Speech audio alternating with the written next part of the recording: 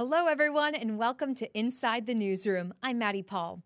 Inside the Newsroom, we bring you the trending stories of the KELOLAND area, and we bring in our newsroom staff members to sit right here at the digital desk as we talk about the trending stories that they've uncovered for the day that will leave an impact on you as you go about your own day. So let's get started with our trending stories because we've been gathering some reaction to the recent Israel attacks on Iran. In fact, U.S. Representative Dusty Johnson believes Israel is ready to fight and defend themselves. And he believes that this conflict is largely driven by Israeli efforts. That's not to say that there's not a role for America in helping Israel, but we absolutely should never have American men and women in uniform, boots on the ground in Iranian battlefields. South Dakota Governor Larry Roden recently visited Israel before those recent attacks on Iran, and he told KELOLAND News that he was pleased with his trip. There's so much opportunity that we had been leaving on the table for decades, and so for us to see now with the South Dakota Office of International Trade that Luke Lindbergh stood up, just to see the successes and the excitement of people no matter where we go, and Israel is no exception to take advantage of what South Dakota has to offer as far as ag products.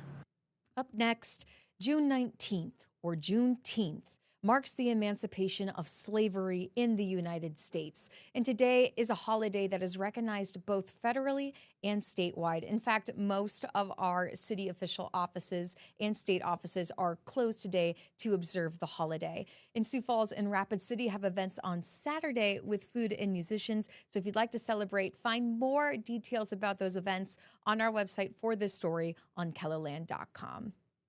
Speaking of weekend events, a 4-day Huset's High Bank Nationals will feature a pair of six-figure paydays, with tonight's winner earning $100,000 and Saturday's champ pockets $250,000. And we provided a link with a complete schedule of events under this story on KELOLAND.com if you're interested to check that out. Another weekend headline that you should be aware of is these temperatures that will be rising. We're going to be into the mid to high 90s. It's going to get really hot as our meteorologists are expecting this heat wave to come in. And there still is a lot of important information that people should know about the dangers of heat. Here's that story. Even with the general public becoming more aware of the dangers of the sun and heat, there is still important information people should know. If you are going to spend some time out in the heat, plan to limit that. And then also kind of be aware of your surroundings and have a backup plan. Know where the shade is, know where there's air-conditioned environment, and bring plenty of water with you. While heat strokes are not common, there are more susceptible demographics, specifically children, elderly people, and people with chronic medical conditions. Usually if you are adequately hydrated and you avoid spending extreme amounts of time out in the hot conditions, you wouldn't be exposed to the risk. We asked people at Yankton Trail what they do to fight the heat. I mainly just stay inside, try to get out of the sun, drink a lot of water too, and just kind of just hang out. I tend to just, limit my exercise outside, or maybe go out early in the morning to avoid all the UV. His mother says her son had a heat stroke during a soccer game. What the team did, they have a lot of breaks, more water, and make the periods of the game shorter to make sure the kids were healthier. For Sandra Pinato, the best plan of action is finding the right time to enjoy the outdoors. No matter how is the weather, we always have to find a way to stay active physically. In Sioux Falls, Nathan DeGriff, KELOLAND News. This weekend is going to get hot, and I just picked the worst weekend to start moving furniture out of my house and selling it. It's going to get hot. So just remember to stay safe and find those shelters while you can. Stay hydrated, all the important information to know. And speaking of important information to know, as this heat is coming in, it could get up to 100 degrees. We're going to have a meteorologist come on inside the newsroom to sit across from me and chat a little bit more about those alerts and that system that you need to know about. So stay with us.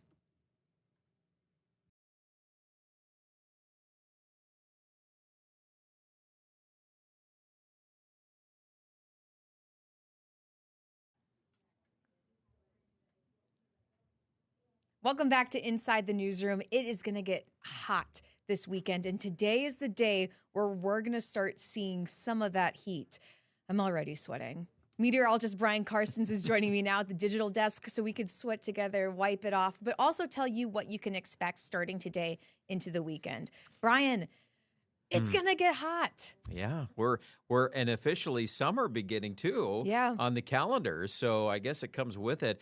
But yeah, this kind of heat definitely gets our attention as we've got heat headlines starting tomorrow. So even today's heat, which is about 90 in Sioux Falls, technically that doesn't count for any headlines yet. So maybe the warm-up act before the real show begins. The showdown. And, yeah, we really want to emphasize to folks that as we get into the weekend, you got to prep yourself and be prepared. So if you've got a bunch of outdoor activities, we want to caution you that as we go through time, obviously heat kind of wears down on the body. So round one tomorrow, a second round on Saturday, and then Sunday we'll finish it up in Sioux Falls in the southeast at least, and then we're near 100 degrees several days. It's either going to feel like it or actually achieve that level in the forecast. So looking ahead in the forecast, is there any weather alerts that our meteorologist team is predicting right now? Yeah, so as it stands right now, the Weather Service has an extreme heat watch in effect for the counties on the map shaded in the dark red. So that includes a big chunk of eastern South Dakota, a big part of Minnesota and Iowa and eastern Nebraska. So the core of the heat will come out.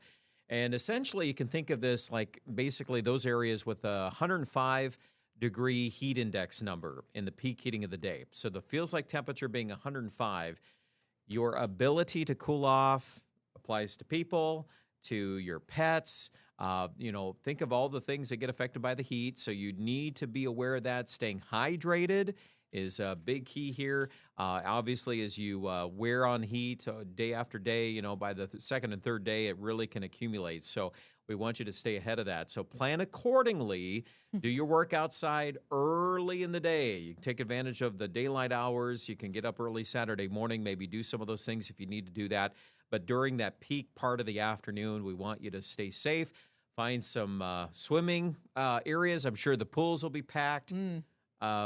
And yeah, just hopefully getting through Sunday. Once we get to that point, then we're in a lot better shape. So Sunday is going to be a lot cooler then, and we won't see as much heat coming into the KELOLAND area? Sunday will be cooler in the west. Okay. And Sioux Falls, it'll be a progression. So I still think Sioux Falls could hit 100 Sunday afternoon, maybe Mitchell, Brookings. We're going to be awfully hot, but you get back to the northwest toward Pierre, and then farther west, then we're going to work into some cooler air already on Sunday. And then that's going to set the stage for everything next week, which is a lot better. Good. I'm glad. I asked about Sunday because it's like, I got to do my weekend plans now. When's the last time we hit 100 degrees in the KELOLAND area? So, yesterday, Scott Mott put together a map about that. And as we look through the record book, Sioux Falls, you have to go back to 2023.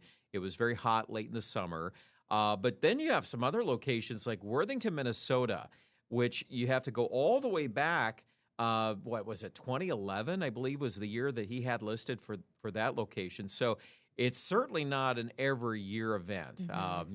Every couple of years, typically to hit 100 degrees, you've got to have a drier air mass. So we don't hit 100 with really excessive humid weather, or at least that's extremely unlikely. So I think once we get into the weekend, we'll kind of work through some of that in the forecast. Remember, too, that the wind is going to be a big issue. We're looking at strong winds.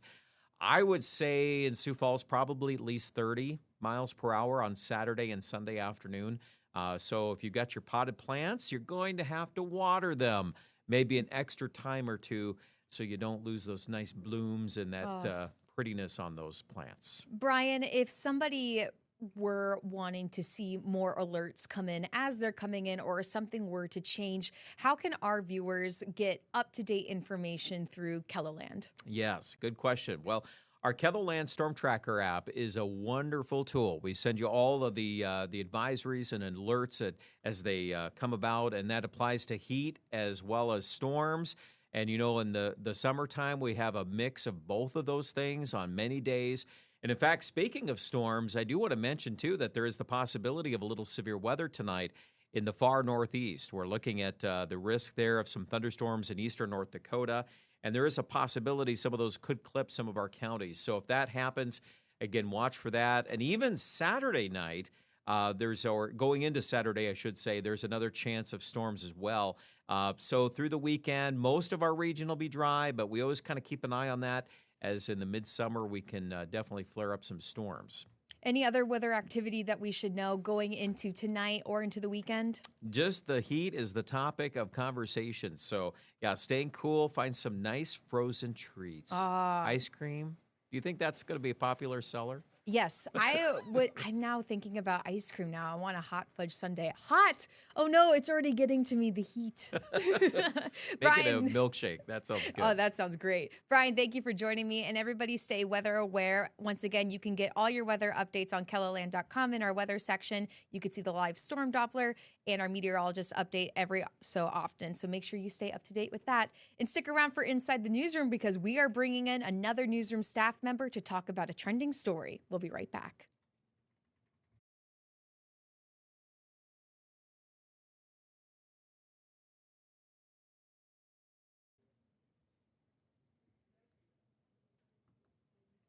Welcome back to Inside the Newsroom. A trending story in the KELOLAND area right now, besides the heat, is the fact that measles cases are rising in South Dakota. One digital reporter following this phenomenon is our reporter Jacob Newton, who recently did a story after 2 more cases were confirmed in South Dakota. Jacob, thank you for coming to the digital desk. And can you tell me a little bit about what you learned yesterday? Yeah, Maddie. So I've been following this since the beginning of the month when we got our first case. Well, actually, before we got our first case, I'd spoken to the state epidemiologist about what we can expect and what we should be kind of keeping an eye on. But really, we've gotten our first case back on, reported back on June 2nd, and that was a man from Meade County, and he'd been at locations in Pennington County and Meade County. Our second one came just a couple days later on June 6th, and then we had a bit of a gap until yesterday when we got news from DOH that we had 2 more cases identified.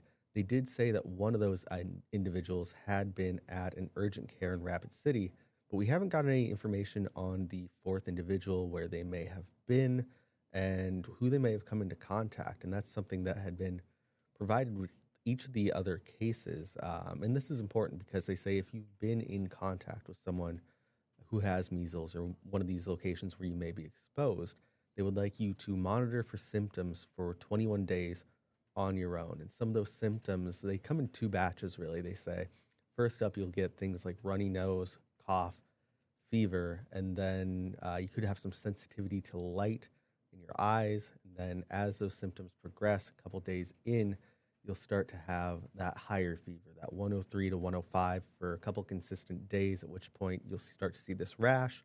They say it starts on the face, works its way down your neck, onto your trunk, and then out to your limbs. So very important to know if you've been in contact, what your vaccination status is, and where you've been if you think you've been exposed. So now the state, with these rising cases coming in, they're offering vaccination clinics. What exactly are these clinics, Jacob? Yeah, so these are local clinics that they're putting apparently in targeted areas, it looks like. Now, these are mostly on the western side of the state. I think maybe all entirely on the western side of the state. Where we have seen these cases, of course, we've seen Meade, Pennington County for that first case. The second case was also in Rapid City. And the third case, well, third or fourth, we don't know which one exactly, they said was in Rapid City. So it seems very concentrated on the west side of the state. Now, I was talking with the state epidemiologist a while back. He says you want to have about 95% vaccination against measles to have kind of that community immunity where it can limit spread within the state. South Dakota is right around 91%, so under that threshold. And we've seen in other areas, Texas, for instance, where they've had outbreaks, populations under that vaccination threshold. And there are, of course, counties in South Dakota that are far below that vaccination threshold. So that is something they are keeping an eye on, and part of why they are putting these clinics out there to try to boost those rates in these areas where we have seen measles crop up. So as we're comparing all of this data together, Jacob, what is something that has really stuck out to you as you continue to be updated about this story? I think the date range has been interesting. Of course, we got those first 2 within a couple of days of each other at the beginning of the month, and we had this gap, and now we have 2 more. And the thing that stands out about measles, and this is something that the epidemiologist had said, is that it is extremely viral. It spreads very well. It spreads through the air as well. So if you are in a room with someone who has measles, they're coughing, they're sneezing, those particles are in the air. It's viral, and you can take those in. They do say it spreads very, very well. I think it can spread even within those who are vaccinated, but of course, much more risk for those who are not. And so given the symptoms that we're seeing too, cough, runny nose, fever, how many of us have had those in the last couple of weeks, whether that's allergies, common colds, viruses that are going around, these are things that you could miss until you get to those higher fevers, those rashes. So it's definitely something where the state is encouraging you to check your vaccination status. If you don't know if you had the vaccines as a child, you can contact the DOH here in South Dakota if you've gotten your vaccinations in the state of South Dakota to get those records. If you were born in another state, had those early vaccinations in another state, you can reach out to that state as well. But they really emphasize making sure that you know what your status is, considering what your options are, and potentially visiting one of these clinics. Jacob, as you write stories that have this health angle and importance for health for South Dakota, what are some items that you always want to put in the forefront of your story as our viewers are reading your story? I think it's important for people to understand the full spectrum of risks potential with these type of health-related stories. So hearing from not just me, but from authorities on the matter. So in this case, again, the state epidemiologist, he is a doctor, he is very experienced, getting to hear his input on what he expects, what he expects the spread might be, what the risks might be, and then making clear that in certain areas, risks are higher depending on rate and things of that nature. Thank you, Jacob. Is there anything else that you would like to tell us about the measles cases spreading or how people can get involved with the vaccination clinics or just anything at all? Well, the main thing would be to keep an eye out for these symptoms. Of course, it is spreading, it seems, more in the western side of the state. Given that we don't know where one of these individuals has been, if anywhere, that does leave the option open that people may have come into contact. So keeping an eye on your health, maybe not taking some of these minor symptoms for granted if you start to see them, could be pretty impactful as we go forward. Jacob, thank you for joining me at the digital desk. And if you'd like to learn more about these measles vaccination clinics, you can find Jacob's story on KELLOLAND.com to learn more about those sites and what you can see. Also, we're planning on doing some more updated stories about measles, so stay tuned to our evening newscasts to see that update. And stick with us. We'll be right back after the break on Inside the Newsroom.